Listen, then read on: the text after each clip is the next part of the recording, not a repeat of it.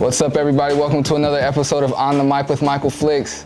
I'm sitting here with Alex Ramos as he prepares for his 135-pound title fight this Saturday. How you feeling today, bro? Feeling good, Michael. Thanks for having me out here. It's a great opportunity to be sitting with you in an interview.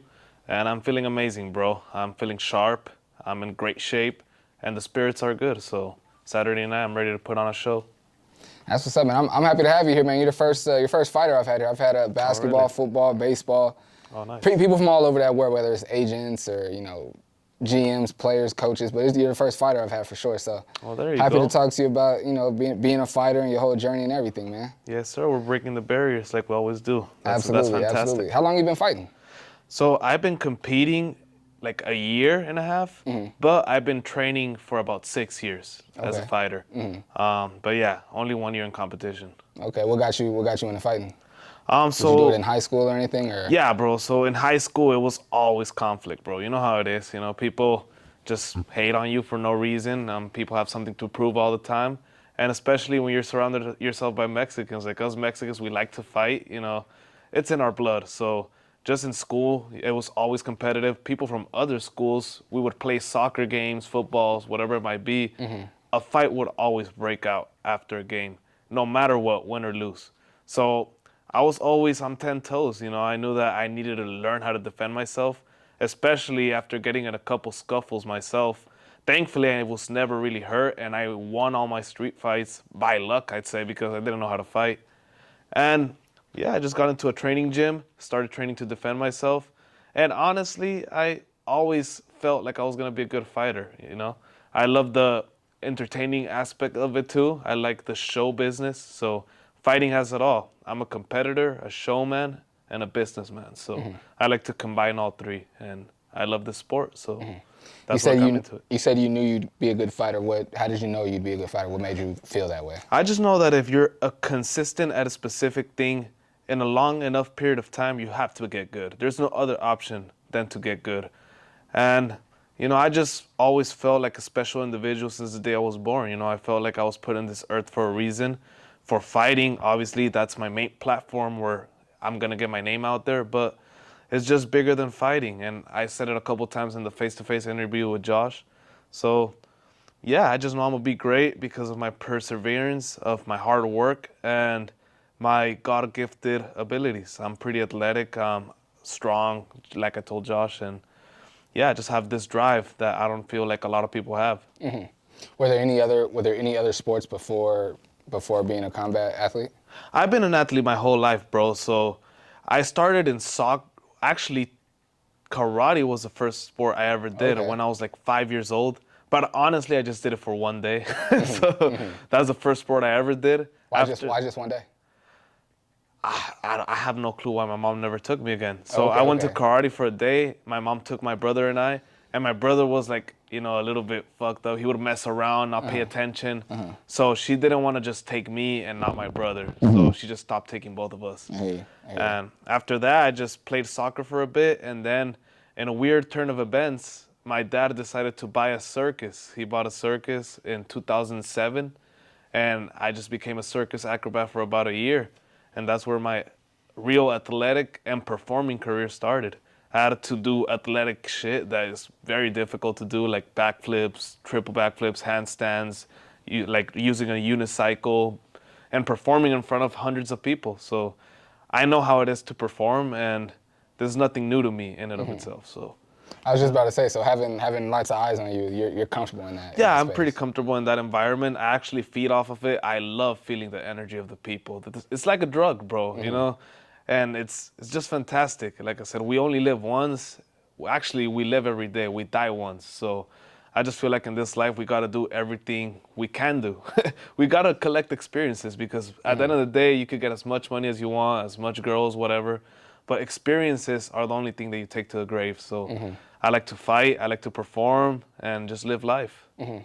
Speaking of performing, I heard the face-off was quite a performance in and of itself. Talk to me a little bit about the face-off. It was fun, bro. It was very fun. I knew it was gonna be like the way it was, I knew Josh was a hothead. I know he would get pissed off easily. Like, I don't really know him personally. I've never interacted with him, but just by the way he moves in a way, like every time I saw him fight, I saw how emotional he would get, like after and before, and just the videos he posts, like just his vibe. He gave me a hothead vibe. So it was apparent and it showed in the interview, You were there. You were here, right? For a little bit of it. Yeah, I was just too focused on the guy, so I didn't know Yeah. if you were here for all the interview, but the tension was high and he was pretty mad. And he's also confident, I'm not saying he's not confident, but confidence is not everything. There's skill involved, there's mindset, there's will, and I think I got all of those things over him, so yeah. You said he's emotional. Is that something that like, I know so I know as like I've never, I've never fighted for sport. I've only like fought like to defend myself, like you know what I mean? But I've come to realize that like when you get like too angry or too agitated or whatever, that's usually when you don't win the fight. Exactly. When you stay pretty level. So you're saying like he's emotional in the ring? Because you said before and after. Are you saying he's emotional in the ring as well? So up to this point, he hasn't showed much emotions in the ring up to the performance that I've seen him in. Okay. He's been pretty calm. But, I mean, this is different now. I don't think he's ever done a face-to-face interview with any of his opponents. I don't think he's had any interaction with them before a fight. So this is relatively new with him, I feel. And it's new to me, too. But I just, I've envisioned this for so long, bro, since even before I started training. When I had the plan to start training and fighting, all that was in my mind, the interviews, the fight, the winning belts, everything. I mean, this is barely going to be my first belt, but it's all something that I envision. So I'm prepared for all of this. And like I said in the interview, I don't think it even crossed his mind that he was going to do a face-to-face interview. This is an idea that I pitched. I talked to JD Sports. I talked to WCK. I told them, I was like, dude, let's promote this fight. Let's do a face-to-face interview. Let's get the people excited. Like, dude, that would never cross his mind. He's fought, he said it, he's fought like 10 times. Did he ever think, okay, let's do a face-to-face interview? Did he ever think ahead? No. So you're saying you're the businessman and he's not? Yeah, I'm well-rounded. In this game, you got to be well-rounded. Like, yes, you got to win fights, which is the most important thing. And I get my confidence from the training I have, but not only do I train my ass off, but I work so hard outside of the fucking ring and the training room. Like, I promote myself. I try to hype the fights up, sell tickets. That's what this business is about. He was talking about, oh, you need to sell tickets. Of course we need to sell tickets. We need to put asses in seats. What's going to happen if we fight and nobody's there? Like, he was mocking for it, but like I said, yeah, of course I'm trying to sell tickets. Of course I'm trying to get as much eyes as possible into this fight and into the WCK overall. Because, I feel like if I benefit this company and if I benefit me and him, we all win. It's not only me, we all win. So is this a grudge match? I'm feeling like you got like some extra energy for this guy. Is this a grudge match? You got like some bad blood with him? I wouldn't say it's a grudge match. It's just a competitive thing, Okay. Like, we're both competitors. We both want to prove who is better. I obviously feel I'm better. And there's a fire in me, definitely, because I do envision myself winning this belt, and he's going to be the target to get that place, So, yeah, there's no animosity towards the kid. It's just, the fight overall. And especially, this, like I said, this is a new thing. This is an interaction. I've never had a face-to-face interview with somebody. I have envisioned it, but this is the first time that it became a reality. And it was freaking fun. And I'm even more hyped for the fight than I already was. So yeah, it's just, I'm excited, man. I'm so happy and excited for this. Hey, talk to me a little bit about your fighting style and how you envision taking your style into the ring against his style. Well, like he was saying, he said, he literally told me his game plan, which he didn't need to because I know exactly how he fights. He's a typical Thai-style guy. He doesn't move. He's just there, stationary, raising his legs, doing the clinch. He's going to try to clinch for his life in that fight. That's guaranteed. And throw kicks. That's all he does. Typical Thai fighter. He does it well. He's won a couple fights, but I don't think it's anything I haven't seen before. So I don't think he's ever fought somebody like me with my movement, my speed, my agility. That's something he's never seen in his life against anybody. No matter how many fights we both have, no matter if he's been in the ring more than I've been, this is something completely different. It's a different animal he's facing. So there's no way he can. And you're saying you've seen his style before then? Yeah, I've seen him. The sole loss that I have in this game was against Rawan Muhammad, and they have a pretty similar style. And yes, Josh beat Rawan, but it's similar style. Just Josh did it better than him that night. So I know how it is to fight somebody like that. I know how it is to lose to somebody like that. So now I am extremely perspicacious of his style, and I know what to do to nullify whatever he tries to bring to the table. I hear you. I hear you. Talk to me. Let's rewind a little bit. Talk to me a little bit about how I guess some of your the things that you've experienced in life, some of your upbringing has kind of like molded your mindset as a fighter and how you go about your combat and your fighting career. Yeah, bro, you said it perfectly. You know, my life and everything I've been through has molded me to the person that I am today. Like, I've lived a pretty crazy life, bro. I've been through ups and downs. Freaking shit. Who's been a circus acrobat? You know, that's not normal. At the time, I thought it was normal, but if there's a specific moment that I think shaped me to become the person I am today is, first of all, I have fantastic parents, bro. My family, you know, my dad is one of the hardest working people I know, bro. Like, if you see somebody like him who puts in the work no matter the circumstances, he was a lonely guy. You know, he had his family with him, but everybody would do him dirty. You know, I don't want to talk more about that, but he made shit happen, you know, all the time, no matter what. So just having the example of him, imagine just a man trying to make a circus out of nowhere. And, you know, sometimes he would sell stuff too, and he would take a truck loaded with freaking furniture, PlayStations, whatever, to Mexico. And the car would break down in the middle of the road with freaking wind. And he would fix cars without being a mechanic, you know. Just having somebody who makes things happen at all times just teaches you so much about character and how to be a man in and of itself. And one specific moment, which is what I was going to tell, this is a pretty cool story.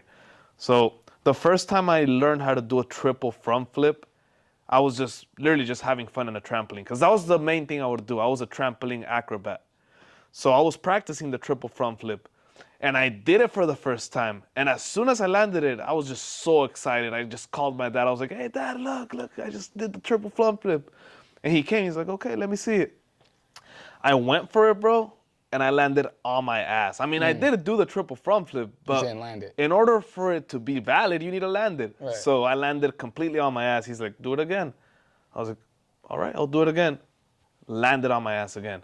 He's like, "Well, now you gotta land it," and just left. I was like, "Oh shit, I guess. Whatever, practice is over." Then it was showtime. We had to perform now in front of everybody.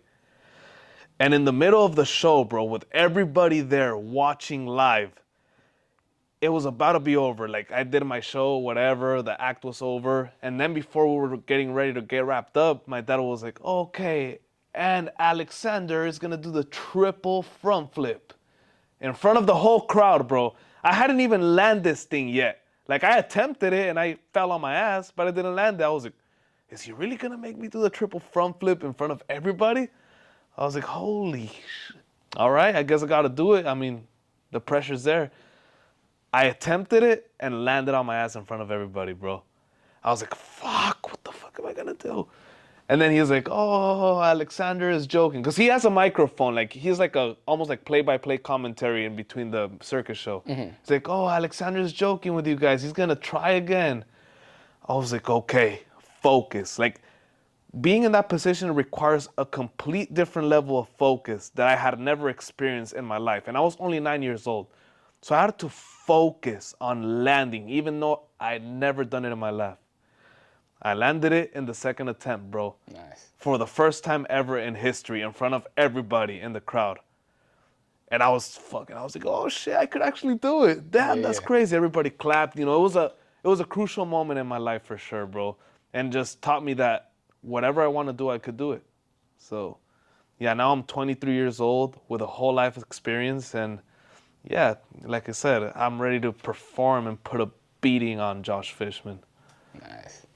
Nice. Tell everybody what they can look forward to in this fight, coming up to see from you in this fight on Saturday, man. It's gonna be fireworks. It's definitely gonna be an amazing fight. Like, there's something that's for sure. I see myself winning. I'm gonna win this fight. Like, I like to assure things. But if I by chance slip on a banana peel and not win, he's gonna get punched. And it's gonna be a fucking war. So there's no way he's gonna dominate me. I'm not gonna allow that to happen. I'm gonna go in there trying to dominate him, or if anything, I'm ready for war also. So you're in it for a treat. You gotta be there Saturday, March 25th. You got it. You're in Yes, for a sir. treat this Saturday, March 25th. Come check out Alex Ramos go for the 135-pound title this Saturday. It's been another episode of On the Mic with Michael Flix. Alex, I appreciate you joining me, Thank bro. you, Michael. It's an Pleasure honor, to have brother. my first fighter on the show, Yes, man. sir. Thank you so much. There you go. I appreciate y'all rocking with me, man. Until next time, take care. Let's get it.